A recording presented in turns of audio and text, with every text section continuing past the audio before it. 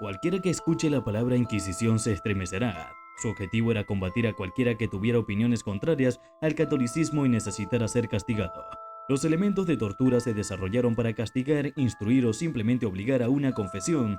En la mayoría de los casos no solo sirvieron para degradar a la víctima, sino que también provocaron su muerte dolorosa e irrecuperable. Bienvenidos a Top Terror. Hoy te traemos un top 5 de las peores torturas de la Inquisición. Antes de comenzar te invitamos a que no dejes de darnos un like y activar la campanita de notificaciones para estar al día con nosotros.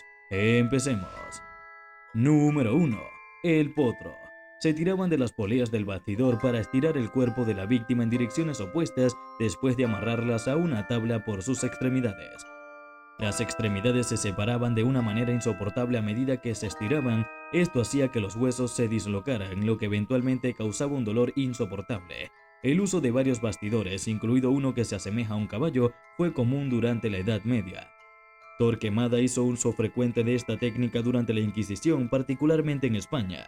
Hay un caso documentado de su uso, el de la poeta protestante Anne Askew, quien fue torturada y luego quemada por tener creencias que estaban en oposición a las de la Iglesia Católica.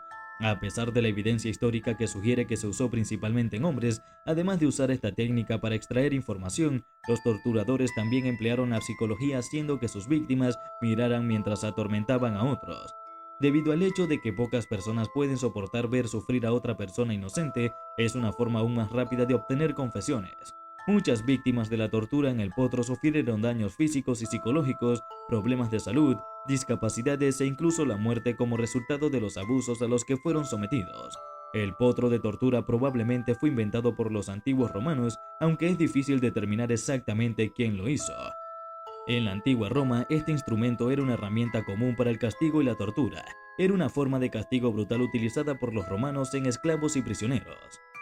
Número 2. La doncella de hierro. Era un artefacto de madera y metal que tenía la apariencia de una mujer. Como tenía casi 2 metros de altura, podía contener a cualquiera. Se parecía mucho a un ataúd y estaba formada de 2 puertas que al abrirse la víctima encontraba hierros afilados dentro de ella. Estos picos de hierro tenían forma de clavos y estaban cubiertos de óxido. Se incrustaban en los cuerpos de aquellos que eran insertados en la doncella de hierro. Los brazos, las piernas, los ojos y los genitales resultaban heridos como resultado al cerrarse las puertas. Sin embargo, no afectaba a órganos vitales, lo que prolongaba el sufrimiento de quienes estaban confinados. La doncella de hierro, según algunos expertos, fue uno de los dispositivos de tortura más brutales jamás utilizados.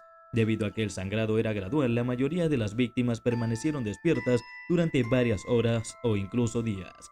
La capacidad de las puertas de hierro para abrirse de forma independiente era una característica secundaria pero significativa. Era necesario determinar el nivel de sufrimiento de la víctima para descartar la posibilidad de escape, por lo que esto fue útil. Las puertas de doncella de hierro tenían mucho grosor, parecían hechas especialmente para bloquear los gritos de dolor del condenado cuando ambas puertas estaban cerradas. Expertos historiadores afirman que los clavos del interior de la puerta eran móviles, aunque esto no ha sido probado. Se cree que podían ser reubicados o trasladados según las necesidades de la persona en particular, su fisonomía y el delito cometido. Dependiendo de dónde se colocaran los clavos, el resultado general sería más o menos mortal y procedía a la amputación. Número 3. La bota. Fue creado para lastimar el pie o la pierna aplastándolos. En diferentes lugares y épocas, la bota ha adquirido una variedad de formas. La bota malaya y la bota española, a veces llamadas escarpines, son los dos tipos más populares. Otro tipo se construyó con 4 listones de madera delgados que se clavaban entre sí. Las tablas podían hacerse a medida de la pierna de la víctima. Las férulas se apretaban, aplicando presión una vez que la pierna quedaba sujeta entre ellas. La exposición de la víctima a esto se intensificaba hasta que se rompía la pierna o se desmayaba. Las prensas de hierro que aplastaban la pierna y las placas de metal al rojo vivo eran variaciones más recientes. Los tornillos de banco de hierro a veces estaban equipados con púas internas. Según la leyenda, se usaron 2 botas diferentes para torturar a John Sproul, un destacado defensor de la apologética clásica. La construcción de botas medievales varió ampliamente. Un par de tablas paralelas que se usaban para entablillar la pierna formaban la mayor parte de una bota muy popular. A medida que se giraba el tornillo, las tablas se acercaban pellizcando la piel e infligiendo dolor. Al colocar tablillas de madera dura entre los dedos, la tortura podría volverse aún más cruel. Además de su objetivo principal, el empeine, algunos instrumentos tenían extensiones hechas para aplastar el tobillo, la pantorrilla o la rodilla. Era sencillo aplicar tortura adicional, como usar alicates al rojo vivo para quitar las uñas o insertar barras al rojo vivo entre los dedos de los pies, porque los dedos de los pies con frecuencia sobresalían de la punta de la bota. Otro tipo de bota, también conocida como brodequin, parece haber sido la forma de tortura más típica en Francia. Una elegante bota alternativa con un aro de hierro para cerrar el pie y barras de hierro para aplastar cada dedo. Número 4. Tormento del agua.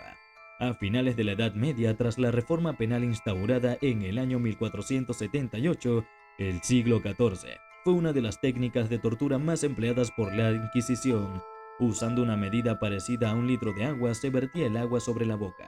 Los inquisidores debían asistir a la sesión de tortura junto con el notario forense y el verdugo de acuerdo con las instrucciones que debían seguir. Había un límite de 8 litros de agua que se le podía dar a un prisionero a la vez. Esta era una de las reglas fundamentales de la tortura inquisitorial que no debía ser violada en la aplicación de dicha tortura, que al mismo tiempo prohibía derramar sangre o mutilar al acusado. Se ataba a un preso con alambre de púas a un caballete o una escalera inclinada con la cabeza más baja que las piernas. Luego, se colocaba un trapo en la boca de la víctima para evitar que vomitara agua mientras aún le permitían respirar. Esto se hacía con el estómago de la víctima expuesto y arqueado. Luego, se iba introduciendo gradualmente a través de las fosas nasales mediante mangueras o tubos hasta llegar al punto en que la incomodidad de la posición hacía que el estómago llegara al punto de estallar. El alambre de púas se clavaba en las muñecas y los tobillos, provocando tensión a medida que el estómago se volvía incómodo por la reacción de no poder respirar. La víctima soportaba mucho sufrimiento antes de ser asesinada a patadas o a presión hasta que le reventaba el estómago. En situaciones en las que la víctima tenía problemas respiratorios, se ahogaba hasta morir antes de que comenzara la tortura. Número 5. La garrucha. Comparable al potro, pero igual de doloroso. El acusado tenía las manos atadas a la espalda y tras ser levantado varios metros del suelo y tirado por las muñecas, con un sistema de poleas hasta llegar al límite lo dejaban caer sin dejar que el cuerpo tocara el suelo. La víctima quedaba desconyuntada después de varias repeticiones del ritual, a menos que confesara pecados y crímenes que no fueron cometidos en un segundo o tercer intento. Había una variación terrible de la garrucha, bloques de hierro que pesaban casi 40 kilogramos y que estaban amarrados a los pies del preso, los cuales al caer le rompían las piernas. Los jueces sugirieron que dejarlo suspendido en el aire durante el tiempo que tarda en recitar el Salmo Miserere, una oración de penitencia, una técnica que aumentaba el estrés y el sufrimiento. Lo estrangularían y quemarían su cuerpo si aún se negaba a confesar.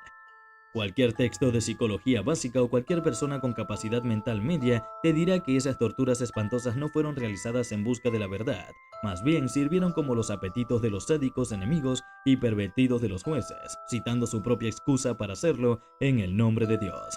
Y así llegamos al final. No te vayas sin antes suscribirte y decirnos lo que piensas de estas espeluznantes torturas en la cajita de comentarios. No olvides dejarnos un like y activar la campanita de notificaciones para no perderte nuestro contenido. Nos vemos en un próximo video.